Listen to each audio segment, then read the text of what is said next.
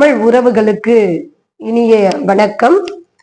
இன்றைக்கு நம் காணொளியில் பார்க்க இருக்கும் தலைப்பு யாப்பிலக்கணம் என்பதை குறித்து பார்க்க இருக்கின்றோம். யாப்பிலக்கணம் என்பது செய்யுள் எழுதுவதற்குரிய யாப்பு கட்டமைப்பு குறித்து பேசுவதுதான் யாப்பிலக்கணம். அந்த யாப்பிலக்கணம் முறையே 3 இயல்களை உள்ளடக்கியது. 1 உறுப்பியல், 2 செய்யுளியல், 3 ஒழிவியல் என்று சொல்லக்கூடிய 3 இயல்களையும் 44 காரிகைகளையும் உள்ளடக்கிய ஒரு பகுதிதான் யாப்பிலக்கணம் என்பது. அதில் முதலாவதாக இடம்பெற்றிருக்கக்கூடிய இயல் என்பது உறுப்பியல். அந்த உறுப்பியலை குறித்து தான் இப்ப நம்ம முறைப்படி பார்க்க இருக்கின்றோம். முதலில் உறுப்பியல் என்றால் என்ன என்று கேட்டால், உறுப்புகளின் இயல்புகளை குறித்து பேசுவதற்கு உறுப்பியல் என்று பெயர். அதாவது செய்யுள் எழுதுவதற்கு, பாக்கள் புனைவதற்கு தேவையான உறுப்புகளை குறித்து, அந்த உறுப்புகளினுடைய இயல்பை குறித்து பேசுகின்ற காரணத்தால் இதற்கு உறுப்பியல் என்று பெயர். சரி, இந்த உறுப்பியல்ல மொத்தம் எத்தனை நூற்பாக்கள் இருக்கின்றது என்று பார்த்தால் மொத்தம் 21 நூற்பாக்கள் இருக்கின்றது. 21 நூற்பாக்கள்ல 20 நூற்பாக்கள் முழுக்க முழுக்க எழுத்துக்களினுடைய, அதாவது உறுப்புகளினுடைய இயல்புகளை குறித்து பேசக்கூடிய காரிகை செய்யுள். 1 மட்டும், இந்த ஒரு நூற்பா மட்டும் இந்த உதாரண செய்யுள்களை எல்லாம் நினைவில் வைத்துக் கொள்வதற்காக நினைப்பு காரிகை செய்யுள் என்ற ஒன்று இடம்பெற்றுள்ளது. ஆக மொத்தம் 20 உறுப்புகளை குறித்து பேசக்கூடிய நூற்பாக்களும் 1 மனனம் செய்வதற்கான நினைப்பு காரிகை செய்யுளுமாக 21 நூற்பாக்கள் அடங்கிய பகுதிதான் உறுப்பியல். நண்பர்களே, இந்த உறுப்பியல் பகுதியில நம்ம சொன்னலையா உறுப்புகளை குறித்து, இந்த உறுப்புகள் என்னென்ன என்பதை முதலில் செய்யுள் எழுதுவதற்குரிய 6 உறுப்புகளை குறித்து நம்ம முதற்கண் பார்த்து விடலாம். அந்த 6 உறுப்புகள் என்ன அப்படின்னு பாத்தீங்கன்னா, 1 எழுத்து, 2 அசை, 3 சீர், 4 தலை, 5 அடி, 6 தொடை. இந்த எழுத்து, அசை, சீர், தலை, அடி, தொடை என்று சொல்லக்கூடிய இந்த 6 உறுப்புகளும் தான் செய்யுள் யாப்பு கட்டமைப்பதற்கு, பாடல் புனைவதற்கு தேவையான மிக முக்கியமான 6 உறுப்புகள். சரி, இந்த 6 உறுப்புகளும் என்னென்ன, எத்தனை வகையாக பாகுபடுத்தப்பட்டிருக்கு என்பதை குறித்து அடுத்து பார்க்கலாம். இப்ப முதலாவதாக எழுத்து என்று எடுத்துக்கொண்டால், செய்யுள் எழுதுவதற்கு எழுத்துக்கள் தேவைப்படுகிறது. அந்த எழுத்துக்கள் எத்தனை வகையாக இருக்குது அப்படின்னு பாத்தீங்கன்னா, எழுத்துக்கள்ல மொத்தம் 13 வகையான எழுத்துக்கள் இருக்கின்றது.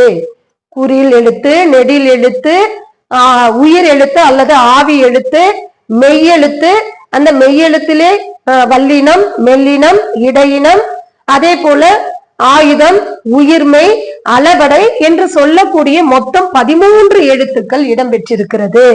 அப்ப எழுத்து என்றால் என்ன அப்படின்னு கேட்டா, எழுதப்படுவதினால் அதற்கு பேரு.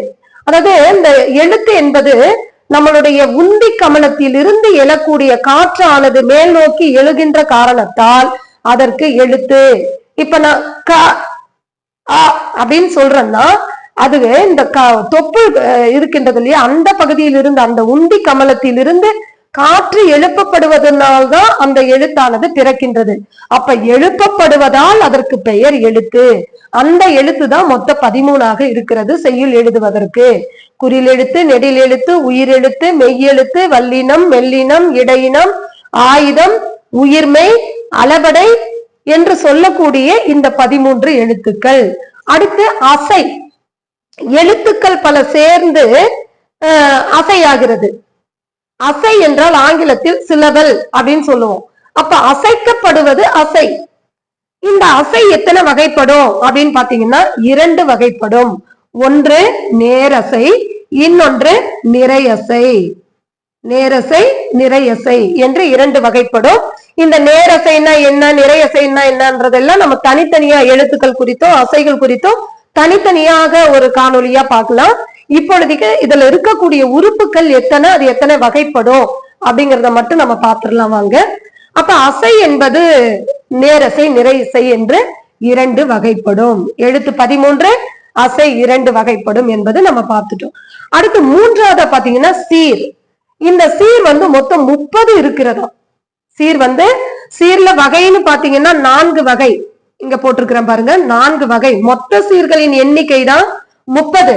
அதனுடைய வகைகள்னு பார்க்கும்போது ஓரசை சீர் 2, ஈரசை சீர் 4, மூவசை சீர் 8, நாலசை சீர் 16. ஆக மொத்தம் இத்த 4ஐயும் கூட்டினீங்கன்னா 30 வரும். அந்த எண்ணிக்கை தான் நான் இங்க போட்டிருக்கிறேன். சோ சீர்களின் வகைகள் 4 வகைப்படும். என்னென்ன? ஓரசை சீர் 2, ஈரசை சீர் 4, மூவசை சீர் 8, நாலசை சீர் 16. மொத்தம் சேர்த்தால் 30. அததான் இங்க சீர்களின் எண்ணிக்கை மொத்தம் 30 என்று கொடுத்திருக்கிறேன். வகைகளுக்கும் அதே போல மொத்த எண்ணிக்கைக்கும் நீங்க குழப்பம் அடைய வேண்டாம். சீர்களின் வகைகள் என்று கேட்டால் 4, சீர்களின் மொத்த எண்ணிக்கை என்று கேட்டால் 30. அடுத்ததாக தலை. தலை மொத்தம் 7 வகை இருக்கிறது. மொத்த தலைகளின் எண்ணிக்கை 7. வகை என்று பார்க்கும் பொழுது 2 வகைதான். ஒன்னு ஒன்றிய தலை, இன்னொன்னு ஒன்றா தலை. ஒன்றிய தலைனா பொருந்தக்கூடிய தலை, ஒன்றா தலைனா பொருந்தாத தலை. தலைன்னா என்ன? கட்டப்படுவது. ஒரு சீர் இன்னொரு சீரின் நின்ற சீரின் ஈற்றசையும் வரும் சீரின் முதலசையோடு பொருந்த செய்வது, கட்டுவது. அதற்கு பேர் தான் தலை என்று பொருள். அப்ப அந்த தலையினுடைய மொத்த எண்ணிக்கை 7 இருக்கின்றதா? நேரொன்ற ஆசிரிய தலை, நிறையொன்ற ஆசிரிய தலை, ஒன்றிய வஞ்சி தலை, களித்தலை, இது போல மொத்தம் 7 தலைகள் இருக்கும். அதுல பாத்தீங்கன்னா 2 வகையா பிரிச்சிருக்கிறாங்க அந்த தலைகளை. ஒன்று ஒன்றிய தலைகள் என்றும், இன்னொன்று ஒன்றா தலைகள் என்றும். ஒன்றிய தலைகள் எத்தனை இருக்கு அப்படின்னு பாத்தீங்கன்னா 4. ஒன்றாத தலைகள் எத்தனை இருக்கு அப்படின்னு பாத்தீங்கன்னா 3. எதெல்லாம் ஒன்றிய தலை, எதெல்லாம் ஒன்றாத தலை அப்படின்னு பாத்தீங்கன்னா நேரொன்று ஆசிரிய தலை, நிறையொன்று ஆசிரிய தலை, இயற்சீர் வெண்தலை, ஒன்றிய வஞ்சித்தலை. இது 4ம் பாத்தீங்கன்னா பொருந்தக்கூடிய தலைகள். அப்ப பொருந்தாதது என்ன அப்படின்னு பாத்தீங்கன்னா இயற்சீர் வெண்தலை, களித்தலை, அதே போல ஒன்றா வஞ்சித்தலை. இது 3ம் பாத்தீங்கன்னா ஒன்றாத தலைகள்ல சேரும். இப்படி மொத்தம் ஒன்றிய ஒன்றாத என்று 7 தலைகள் இடம்பெற்றிருக்கிறது. இது தலை குறித்து. அடுத்து அடி. அடி என்றால் பல சீர்கள் சேர்ந்த தலைகளோடு பொருந்தி அடியாக்கப்படுகிறது. அப்ப அடி என்பது மொத்தம் எத்தனை இருக்கு அப்படின்னு பாத்தீங்கன்னா 5. இது குரலடி, சிந்தடி, அளவடி அல்லது நேரடி, நெடிலடி, களி நெடிலடி என்று சொல்லக்கூடிய 5 அடிகள் இடம்பெற்றிருக்கிறது. அடுத்ததா பாத்தீங்கன்னா தொடை. தொடை ரொம்ப பெருசு. இதுல பாத்தீங்கன்னா இது முக்கியமான இடமும் கூட. இந்த தொடையில மொத்த தொடை விகற்பங்களினுடைய எண்ணிக்கை மொத்தம் 43 இருக்குதாம். இது எப்படி அப்படின்னா முதற் தொடை என்று சொல்லக்கூடியது. தொடை வகைகள் மொத்தம் 8 இருக்குது. தொடையினுடைய வகைகள் 8, தொடை விகற்பத்தினுடைய வகைகள் 7.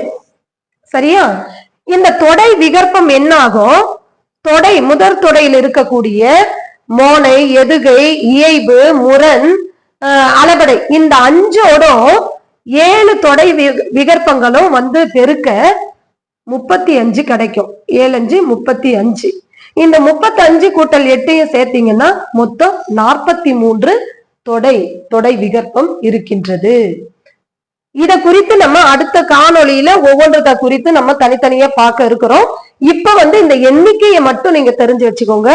எழுத்தென்றால் அதில் செய்யுள் எழுதுவதற்கு 13 எழுத்துக்கள் இடம்பெற்றிருக்கிறது.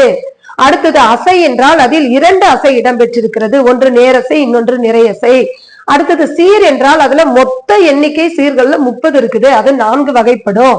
அடுத்து தலை என்றால் 7 தலை இருக்கிறது மொத்த எண்ணிக்கை. அது 2ஆ பிரிஞ்சிருக்கு. ஒன்னு ஒன்றிய தலை, இன்னொன்னு ஒன்றா தலை. அடுத்து அடின்னா மொத்தம் 5 அடி தான் இருக்குது. குரலடி, சிந்தடி, அளவடி, களி நெடிலடி, நெடிலடி, இப்படி 5 தான் இருக்கிறது. அடுத்து 6வது தொடை என்றால் அதுல தொடை தனியா இருக்கு, தொடை விகற்பம் தனியா இருக்கு. தொடை வகை எத்தனை இருக்கு, தொடை விகற்பம் எத்தனை இருக்கு, எது எதோட உரளுகின்ற பொழுது எவ்வளவு கிடைக்கிறது அப்படின்னு சொல்லிட்டு அதுல மொத்தம் 43 இருக்குது. அப்படிங்கறத நம்ம எண்ணிக்கை அளவுல இன்னைக்கு காணொலியில தெரிஞ்சுக்கிட்டா போதும். மீண்டும் இதை குறித்து தனித்தனியாக எழுத்தை குறித்து ஒரு காணொலியாகவும் அசை குறித்து ஒரு காணொலியாகவும் நம்ம அடுத்தடுத்த வகுப்புகள்ல பார்க்கலாம். இந்த காணொலி உங்களுக்கு பிடிச்சிருக்கும் நம்புறேன்.